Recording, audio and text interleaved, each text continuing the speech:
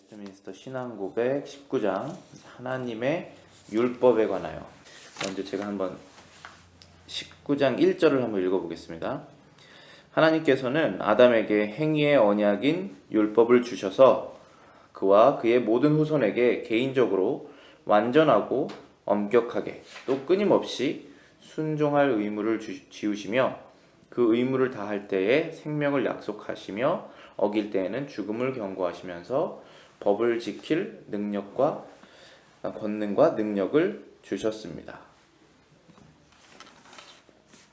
이제 하나님께서 아담에게 율법을 주셨다는 것을 이제 정리를 하는 구절인데요. 여기에서 이제 중요한 단어들을 저희들이 먼저 좀 살펴보면은 행위 언약이라는 단어가 중요하고요.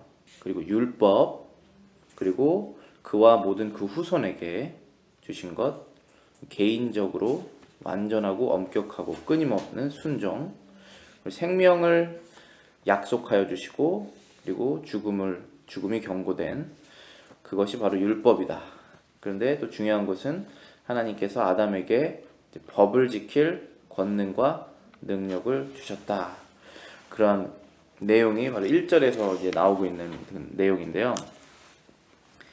하나님의 율법이라고 하면은 우리가 성경 전체를 우리가 하나님의 법이라고 말하지만은 그 안에는 여러 가지 그 법들이 있어요. 성경에.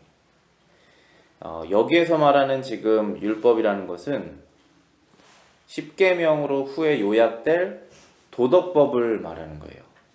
도덕법이라는 것은 우리가 양심적으로 그것을 해야 된다 아니면 하지 말아야 된다라고 우리 마음속에 하나님께서 알려주신 그 법이 있거든요. 그것을 이제 도덕법이라고 그래요. 근데 이러한 도덕법은 후에 이제 이스라엘 백성이 나라를 형성해가지고 제사를 드리고 그 제사할 때 여러 가지 법칙들을 주시는 그러한 법을 의식법이라고 그러는데 그 의식법하고는 좀 다른 거예요. 그 의식법은 이스라엘에게만 잠시 동안 주어주신 것이기 때문에 이 도덕법이라는 것은 이스라엘에게 주어주신 그 법이 아니라 여기서 말하는 율법은 아담에게, 맨 처음에 아담에게 주어주신 그 법을 말하는 거예요.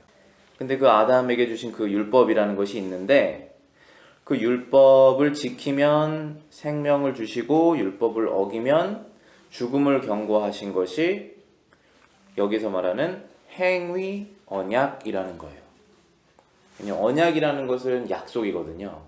하나님께서 너가 이것을 지키면 축복으로 생명을 줄 것이고 그것을 어기면 그의 대가로 죽음이라는 것이 따른다 라고 이렇게 약속을 하신 것이 언약인데 아담이 그것을 자신의 행위로 선을 택하고 악을 택하지 않는 그런 자신의 행위로 그 약속에 약속된 축복과 벌을 받게 되는 것이기 때문에 이걸 행위 언약이라고 그래요.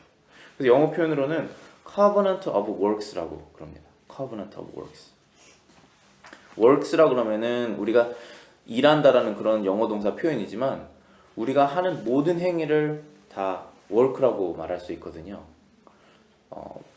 말하는 거 그리고 손 발로 우리 몸으로 하는 그런 것을 포함해서 심지어 생각하는 것까지 생각하는 일을 할 수 있잖아요.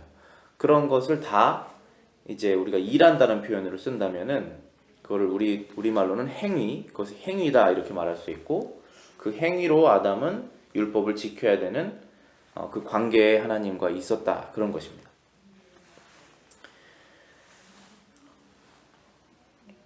근데 하나님께서 아담에게 이 율법을 주셨을 때 아담이 이 율법을 어떻게 지켜야 됐었냐 하면은 개인적으로 지켰어야 됐고 완전하게 지켰어야 했고 엄격하게 그리고 끊임없이 순종할 의무를 가지고 있었다는 거예요. 그런데 하나님께서 그 지킬 수 있는 능력을 주시지 않으면 그것이 성립이 안 되잖아요. 그래서 하나님께서 맨 마지막 여기 9절에 보시면은 아담이 그 법을 지킬 능력과 권능도 주셨다. 그렇게 써 있습니다. 그래서 아담은 지금 우리 지금 이제 일반적으로 사는 그런 사람들과는 다르게 아담은 의를 행할 능력이 있었어요. 그래서 하나님의 말씀을 순종할 수 있는 능력도 100% 있었고, 하나님의 말씀을 거부할 수 있는 능력도 100% 있었습니다. 그래서 능력이 착한 일을 할 수 있는 능력 100%, 나쁜 일을 할 수 있는 능력 100%가 다 있는 상태에서 이제 결정하는 요소가 뭐가 남냐면은 자기 마음만 남죠. 이제 완전히 자기의 마음으로 선을 택하느냐 악을 택하느냐, 그러한 상태에 있었던 것이 아담입니다. 우리랑은 조금 달라요. 왜냐하면 우리는 이제 우리가 크리스찬이라고 말한다고 한다면은, 크리스찬들은 선을 행할 수 있는 능력은 하나님께 의존적이고 악을 행할 수 있는 능력은 우리 안에 있죠. 그래서 100% 자유롭진 않아요. 네, 우리가 선을 행할 때는 하나님께 의존을 해야 되거든요. 그래서 그 마음을 구하고, 심지어 능력을 구하고, 심지어 마음도 구하고, 그래야 우리가 선을 행할 수 있는 그런 존재지만, 아담은 그렇지 않았어요. 아담은 타락하기 전이었기 때문에 자신이 선을 행해야겠다라고 하면 하나님께서 받으실 만한 완전하고 엄격하고 절대적인 그런 선을 행할 수 있었던 사람이 바로 아담입니다. 그게 우리랑은 좀 다른 거예요. 그리고 하나님께서는 그러한 사람을 만드셨어요. 하나님께서 처음부터 사람을 우리처럼 만드지 않으셨어요. 완전하게 행위로서 하나님을 기쁘시게 할 수 있는 상태의 사람을 만드셨던 것입니다. 그게 아담이었어요. 대신에 그러한 능력이 100% 주어졌기 때문에 아담은 어떠한 나쁜 것이 또 있었냐 하면은, 자신의 마음으로 100% 죄를 지을 수 있는 능력이라면 능력이지만 그럴 가능성도 있었다는 것입니다. 그래서 결국은 우리가 다 아는 내용이지만, 창세기 3장에서 아담이 하나님의 말씀을 듣지 않고 자신의 아내인 하와의 말을 들어서 악을 택하는 일을 했죠. 그래서 하나님께서 그 행위 언약에 경고를 하셨던 그 죽음을 맞이하게 되죠. 죽음은 영적인 죽음, 그리고 결국에는 살다가 이 땅에서 죽는 그런 육신적인 죽음을 맞이하게 됩니다. 그런 내용이고, 그 다음에 여기 한 구절에 보시면은 그와 그 모든 후손에게 개인적으로 이렇게 라는 표현이 있죠. 이 하나님께서 아담에게 주신 이 행위 언약은 아담만 지키는 언약이 아니라 아담이 지키는 것과 아담이 어기는 것에 의하여서 그와 그리고 그로부터 나온 모든 사람들이 다 영향을 받고 있었다라는 것입니다. 그것이 이제 하나님께서 정하신 법칙이었는데, 그렇게 하신 이유는 우리가 나중에 예수님을 믿으면서 이해하게 되죠. 왜냐하면 예수님께서 완전하게 하나님께서 의를 행하신 것으로 인해서 내가 그 혜택을 받게 되는 것을 내가 알게 되면서, 아담 안에 그렇게 하신 이유를 우리가 알게 되죠. 어쨌든 성경을 다 종합해 보면은 아담에게 주셨던 그 율법이 이런 내용이었다는 것입니다. 그래서 밑에 이제 해설하는 1번 제가 다시 한번 읽어보겠습니다. 하나님은 완전하시고 정확하시고 영원하신 도덕적 인격을 가지고 계시다. 그렇죠? 하나님께서는 완전하신 분이시고, 그리고 한 번 말씀하시면 거기에 틀림이 없고, 정하시면 영원히 지속적이시는 악한 분이 아니라 도덕적으로 선한 인격을 갖고 계시는 그런 분이시다. 그러한 하나님께서 인류를 창조하시고 그들에게 도덕법, 영어로는 moral law라고 합니다. 를 주실 때에 개인적이고 완전하며 정확하며 끊임없는 순종을 요구하시는 것은 필연적으로 나오는 결과이다라는 것입니다. 이 문장을 좀 제가 다시 해석을 한다면은 이런 겁니다. 만약에 하나님께서 우리 사람처럼, 사람이 아니시잖아요, 하나님께서는. 그러니까 우리가 사람의 기준으로 하나님을 이해하면 이해할 수가 없죠. 근데 우리는 성경을 통해서 하나님은 이런 분이시구나라는 것을 알게 되죠. 근데 그런 부분이 어떤 부분이냐면, 완전, 정확, 영원, 그리고 도덕적으로 완벽하신 인격, 가지신 분이 하나님이시라는 거예요. 그렇기 때문에 그분이 만약에 어떤 약속을 하시고 어떤 룰을 정하셨다면은 그 룰은 절대로 완전해야 되고 정확해야 되고 영원히 지속돼야 되고 중간에 변하지 않고 도덕적으로 완벽하게 선한 법을 주시는 것이 당연하다라는 것입니다. 그게 필연적인 결과예요. 그리고 하나님께서 가장 사랑하시는 이 사람을 만드셔서 그 법을 주셨을 때는 당연히 그러한 하나님의 인격에 맞춰진 법을 주셨겠죠. 그 말씀을 드리는 것입니다. 그 다음에 밑에 보시면 이제 행위 언약에 대해서 이제 좀 정리한 부분인데요. 여기서 행위 언약은 The Covenant of Works라고 해서 말 그대로 행위에 대한 언약. 여기 밑에 영어로 party라고 되어 있는 것은 우리가 계약을 할 때 그 계약 당사자를 말하는 것입니다. 그 계약 당사자는 하나님 그리고 사람인 아담.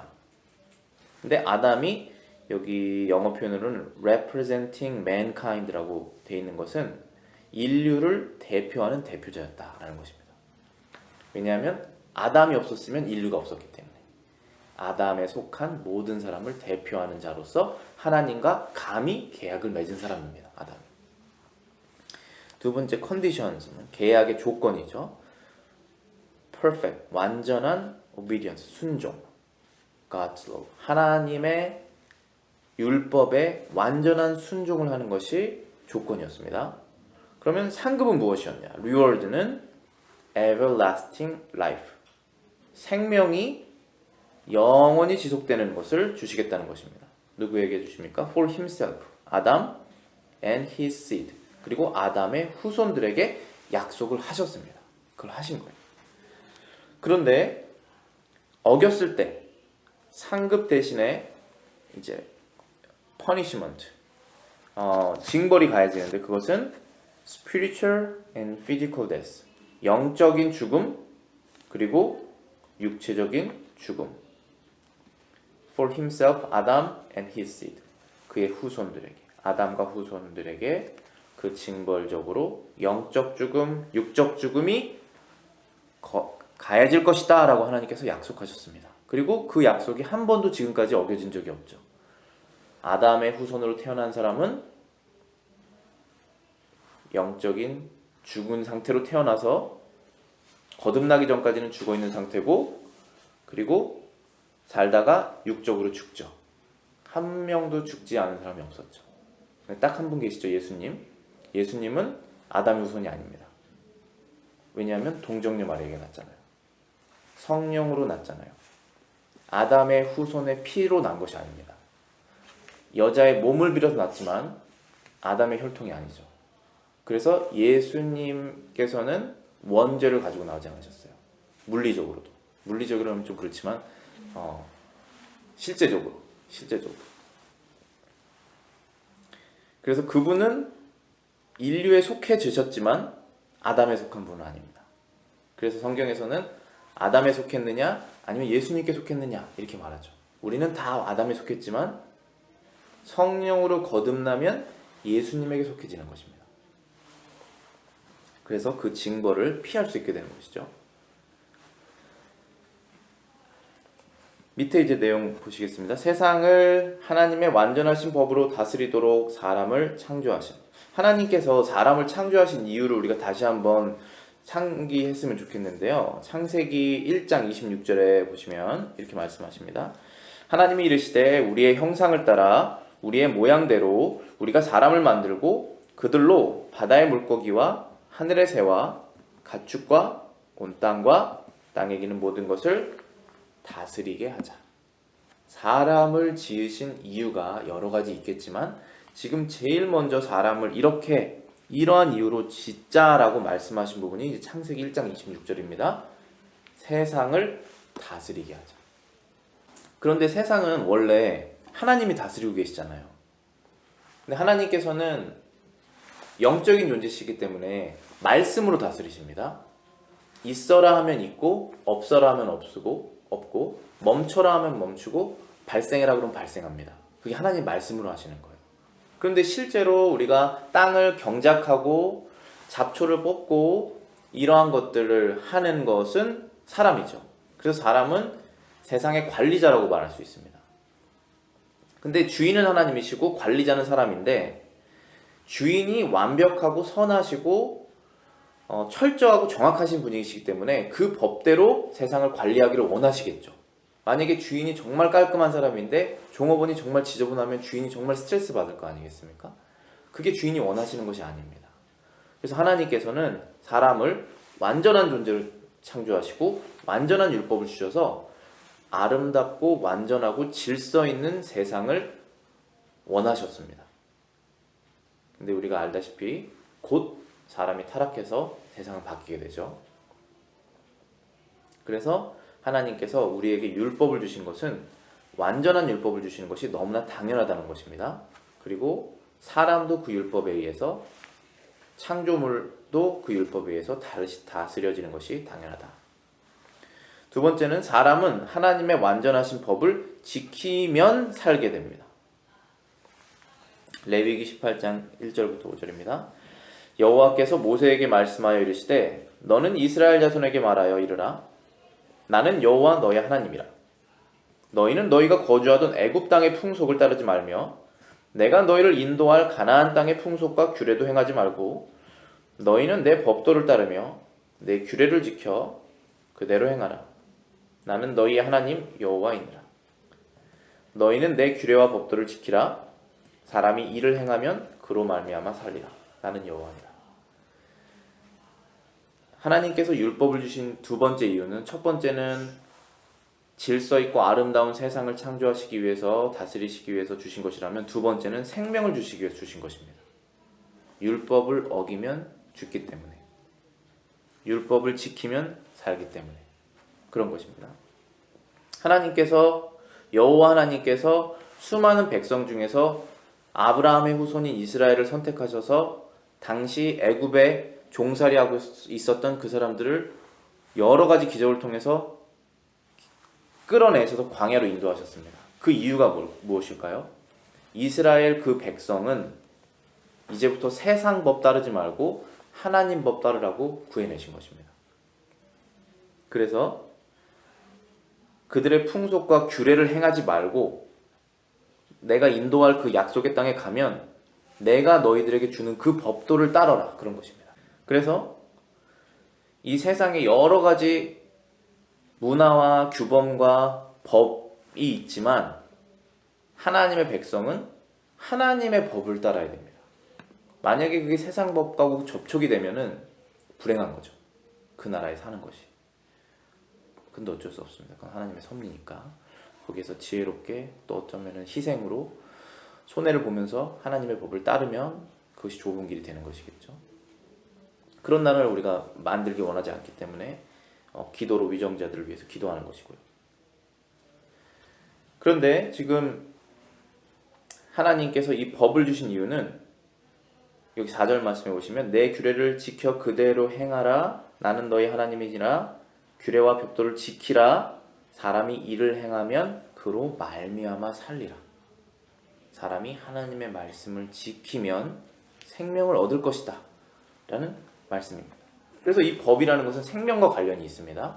그럼 세 번째는 사람은 하나님의 완전한 법을 어기면 죽게 된다. 이제 반대의 이야기를 하는 것이죠. 선악과를 먹게 되었을 때 죽는 약속. 선악을 알게 하는 나무의 열매는 먹지 말라. 네가 먹는 날에는 반드시 죽으리라. 제가 이 창세기 2장 17절 말씀을 늘 드리면서 하는 말씀이, 선악을 알게 하는 그 나무는 어떠한 화학적인 요소가 있어서 그걸 먹어서 사람이 죽는 게 아니라고 제가 늘 말씀드리죠. 우리가 어린이들 만화나 그런 거 보면서 약간 브레인워시 되는 경우가 있는데 저는 그렇게 생각하지 않고, 하나님께서는 말씀으로 모든 것을 정하시잖아요. 그래서 동산 가운데 있는 생명나무가 있는데 그 옆에는 선악을 알게 하는 지식의 나무가 있다. 근데 그거를 보는 순간 너는 무엇이 선이고 무엇이 악인지 알게 될 것이다. 누가 이 세상의 주인인지 알게 될 것이다. 너는 관리자고 주인은 나고 나는 선하고 내가 하지 말라는 것은 악한 것이다. 그걸 어기면 악이다 이렇게 알려주시는 거란 말이에요. 그래서 아담은 그걸 볼 때마다 아, 하나님이 주인이시구나, 하나님이 선하신 분이시구나, 그걸 안다는 것이죠. 근데 그것을 어기면 선악과 나무 열매를 먹었을 때 그때는 죽음이 임하시는 것도 그것도 하나님께서 정하셨기 때문에 임하는 것입니다. 그 말씀을 하셨기 때문에 그 법의 효력은 정하신 분에게부터 나오는 것입니다. 심판자이시기 때문에. 네 번째는 아담은 그 후손의 대표자이다. 로마서 5장 19절입니다. 한 사람이, 여기서 아담이죠, 순종하지 아니함으로 많은 사람이 죄인이 된 것 같이 한 사람이 순종하심으로, 예수님이시죠, 많은 사람이 의인이 되리라. 그래서 저는 이 구절을 볼 때마다 우리가 옳고 그름의 판단 능력이 전락이 돼버렸는데, 이 타락한 후로부터. 그래서 전락된 옳고 그름의 그 도덕성을 가지고 세상을 판단하고 내 자신을 판단하고 내 이웃을 판단한단 말이에요. 심지어 하나님을 판단해요. 하나님의 말씀을. 그래서 그것은 불의하다라고 우리가 어리석고 악한 마음을 가질 때가 있습니다. 근데 그렇게 하면 안 되죠. 우리한테 굉장히 손해가 됩니다. 하나님의 이름도 영광이 안 드러나고. 그 중에 하나가 잘못 생각하는 부분이, 늘 하는 질문들이 것이 이런 게 많아요. 하나님께서 왜 아담에게 대표성을 주셔서 아담이 죄를 지었는데 왜 내가 원죄를 갖고 태어나게 하셨느냐. 만약에 그 사람이 그런 걸 물어본다면 원죄는 믿었으면 좋겠어요. 근데 대부분 안 믿습니다. 안 믿어서 그 얘기를 하는 건데, 원죄를 내가 갖고 태어난 거가 생각해보면은 하나님이 불의하다고 생각해서 그걸 안 믿는 거거든요. 그래서 전도를 하다 보면은 그런 비슷한 케이스로 예수 그리스도를 회개를 하고 예수 그리스도를 믿으면 생명을 주시고 하나님께서 늘 삶에 동행해 주신다고 약속하셨다. 그러니까 하루 빨리 지금 그 슬픈 삶을 정리하고 죄를 회개하고 예수님을 믿어라, 이렇게 얘기, 전도잖아요. 그게 전도를 제가 하면은 불의한 거를 얘기를 하는 거예요. 하나님께서는 이래서 불의하시다. 이제 결국은 그거예요. 이제 말을 여러 가지 돌리지만 교회에 많은 부정들이 있다라든지, 아니면 교인들이 왜 그렇게 행동하냐라든지, 아니면 교회에서 이렇게 하는 걸 봤다라든지, 그런 걸 다 얘기를 해서 자기의 부정한 것을 말하지 않고, 자기가 부정한 것은 알고 있지만 내가 회개하지 못하는 이유는 그들의 부정 때문에 그렇다. 근데 심지어는 그게 이제 끝까지 가면 하나님께서 부정하시다는 거거든요. 근데 사람의 그 도덕 능력이 타락해버렸어요. 그래서 올바로 인식하지 못합니다. 제가 초반에서 말씀드렸듯이 아담의 대표성이 없으면 우리는 천국에 못 가는 거예요. 왜냐하면 예수님의 대표성도 우리가 인정할 수가 없어야 됩니다. 이거는 내가 유익한 것을 받아들이고 저거는 아니라고 말할 수 없잖아요. 그러니까 아담의 대표성이 하나님의 지혜인데, 그것은 예수님의 대표성으로만 사람이 천국에 들어갈 수 있기 때문에 그런 것입니다.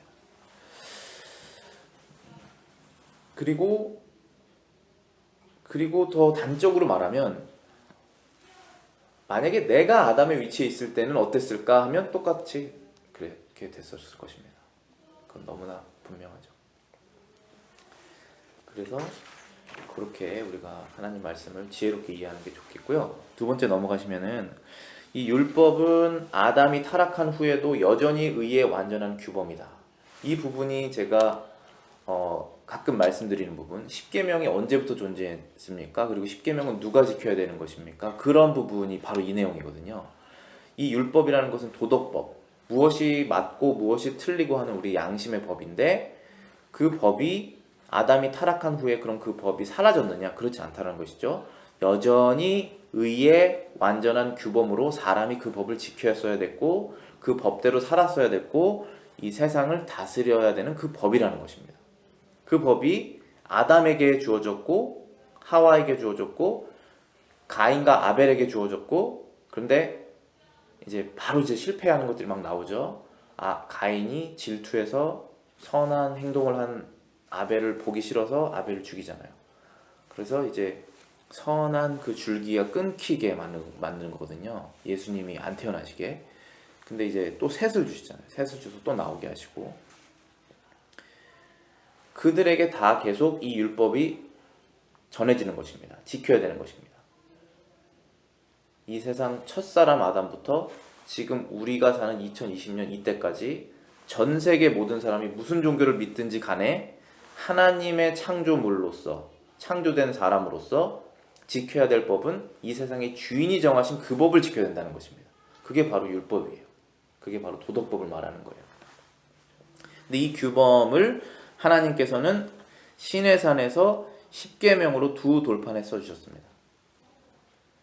여기서 우리가 구분을 잘 하셔야 돼요. 우리가 일반적으로 학교에서 사회 수업 듣거나 세계사 이런 거 수업 들으면 종교 수업 이런 종교학 같은 거 들으면 브레인워시 돼가지고 각 나라의 문화와 그리고 종교에 따라서 그 사람들은 그것을 믿을 자유가 있고 그들에게 하나님의 말씀을 강요하면 안 된다고 우리가 말하잖아요.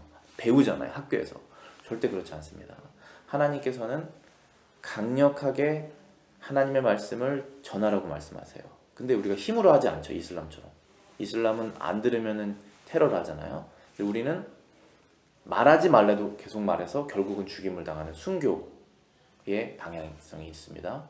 그렇지만 말을 계속해야 되는 거예요. 뭐 그것을 우리가 막 일부러 기분 나쁘게 하면서 하는 건 아니지만 그들을 하나님을 사랑하고 먼저는 그리고 그들을 불쌍하게 여기면서 계속적으로 그것을 해야 되는 것입니다. 그런데 그것을 해야 되는 것이 맞는지 틀리는지가 우리가 학교에서 잘못 배우기 때문에 안 된다고 생각하거든요. 그것이 악한 행위라고 생각한단 말입니다. 심지어 그 위선자들의 표현으로 이기적인 행동이라고 말하는 것입니다. 그게 그렇죠? 사회에서 그렇게 배웁니다. 그럼 우리가 그것을 이기적이라고 생각하는 거예요. 그러면은 어떻게 되는 줄 아세요? 내가 굉장히 이기적이 되죠. 나는 절대로 순교당하지 않으니까. 절대로 그들과 관계가 나빠지지 않습니다.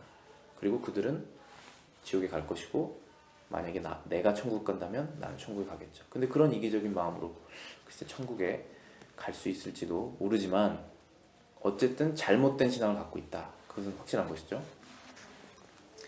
이 규범을 하나님께서는 십계명을 통해서 시내산에 주셨다는 것인데 지금 아담은 제가 일반적인 타임라인을 제가 말씀드려서 여러 가지 뭐 다른 의견들이 있으시겠지만 저는 아담이 BC 4000년 정도의 사람이라고 생각합니다. 그 족보를 쭉 계산해 보면 그렇게 되거든요. 족보를 주신 이유가 저는 거기에 있다고 생각하고 아담이 4000년 전 사람이고 노아가 3000년 BC 3000년 사람이고 아브라함이 BC 2000년 사람이고 그 다음에 지금 십계명은 모세 때거든요. 모세는 BC 1500년이에요. 그러니까 아담부터 모세까지 2500년이라는 시간이 지났잖아요. 그 사이에 얼마나 많은 사람들이 살았겠습니까? 근데 그 사람들은 죽었을 때 하나님 앞에 섰을 때 무슨 법으로 심판받았을까요? 이 양심의 율법, 하나님의 법으로 심판받은 거예요. 거기에서 하나님께서 너 왜 나 말고 네가 좋아하는 다른 것을 가장 중요하게 생각했느냐? 너 나를 섬기라고 예배하라고 내가 모든 걸 줬는데 왜 예배하지 않고 너를 위해서 쓰다 왔느냐? 네가 왜 주인인 것처럼 행동했느냐? 관리자였는지 왜 나의 이름을 망령되이 일컬었느냐? 했을 때 할 말이 없잖아요. 그게 바로 율법이거든요. 그리고 왜 부모를 공경하지 않았느냐? 왜 간음했느냐? 왜 거짓말을 했느냐? 왜 탐욕을 가졌느냐? 이런 것들을 왜 형제를 싫어했느냐? 이러한 것들을 당연히 지켜야 되는 것을 아는 법들이란 말인 거예요. 이게 그것으로 심판받았을 것입니다. 그런데 그것은 지금도 동일해요.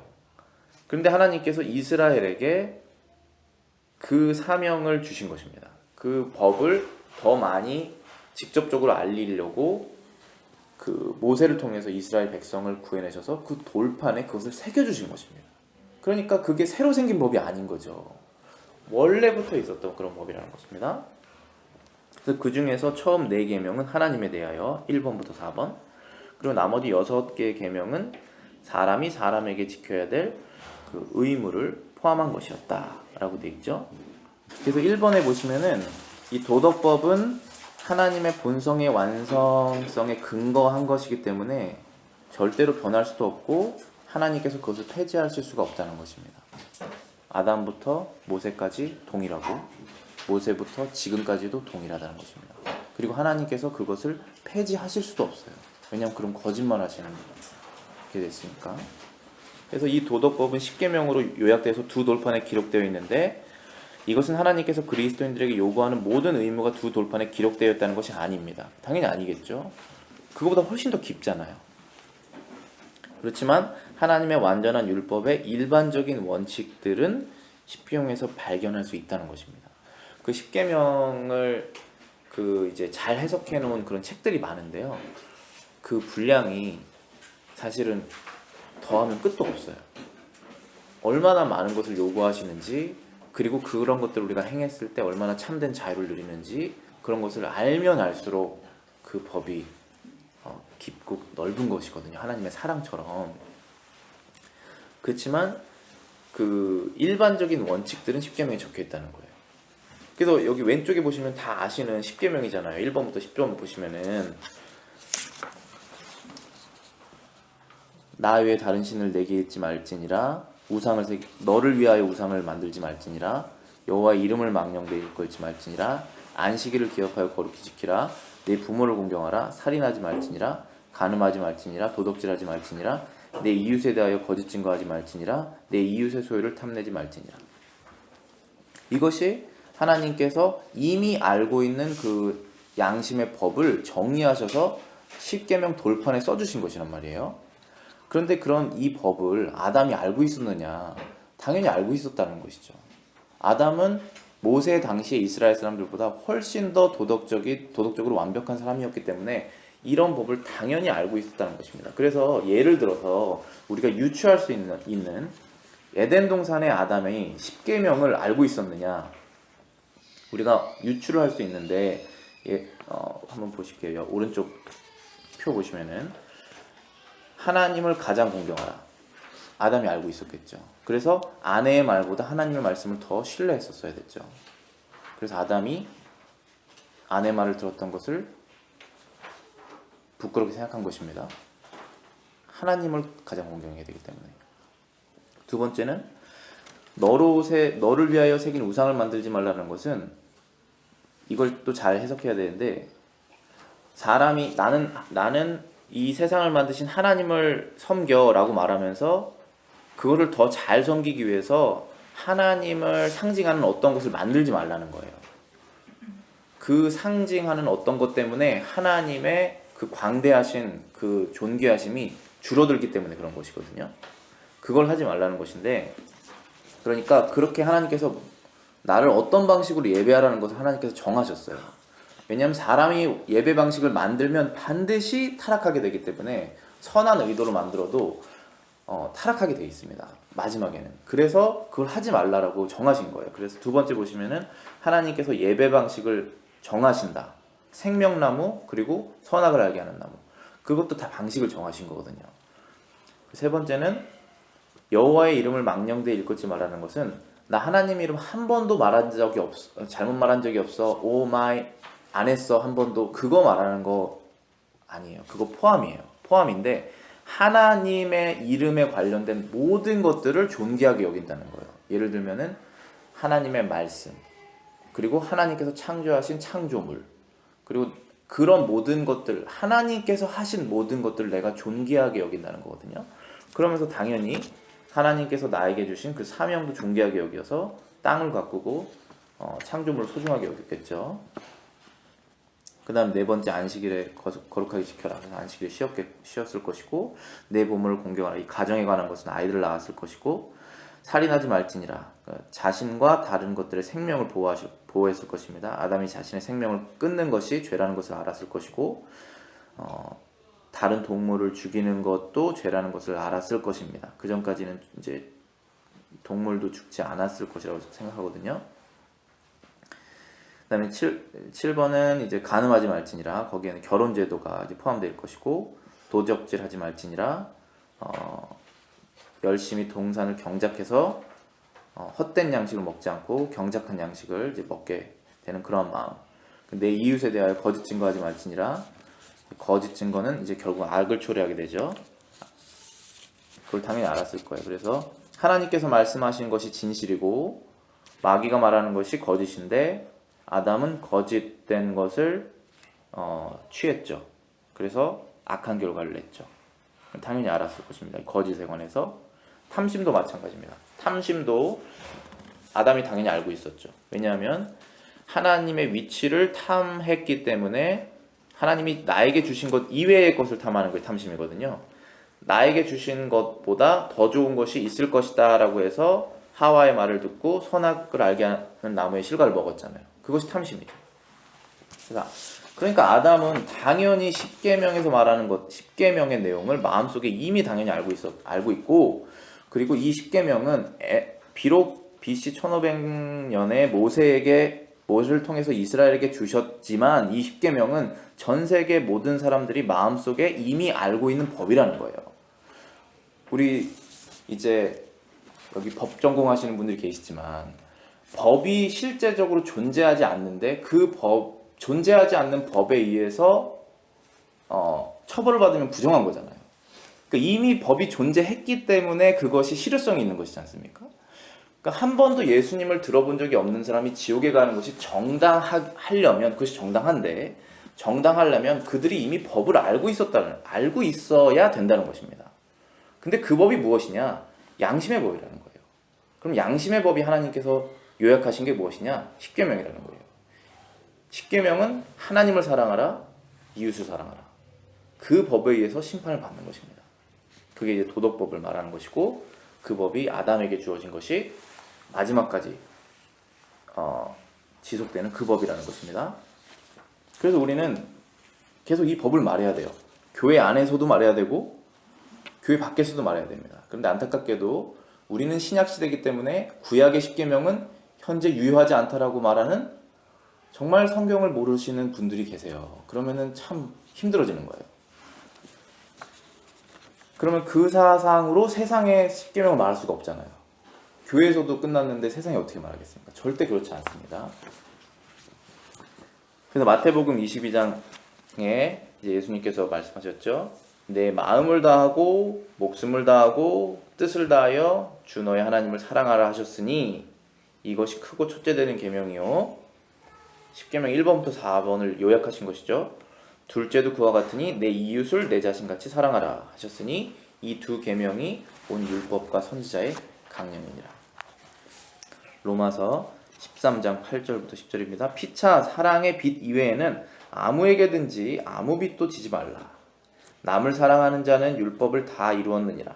간음하지 말라, 살인하지 말라, 도둑질하지 말라, 탐내지 말라 한 것과 그 이외에 다른 계명이 있을지라도 내 이웃을 내 자신과 같이 사랑하라 하신 그 말씀 가운데 다 들어있느니라.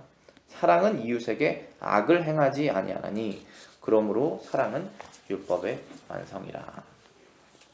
기도하고 마치겠습니다.